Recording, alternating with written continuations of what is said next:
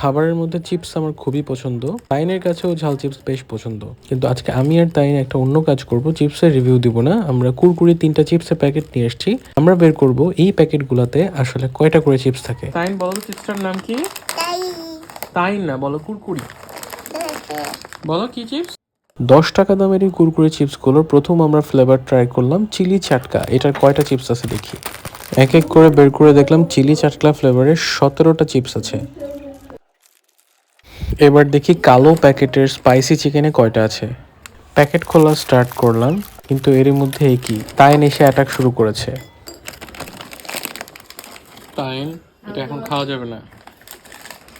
তাইনের হাত থেকে ছুটিয়ে আবার গোনা স্টার্ট করলাম।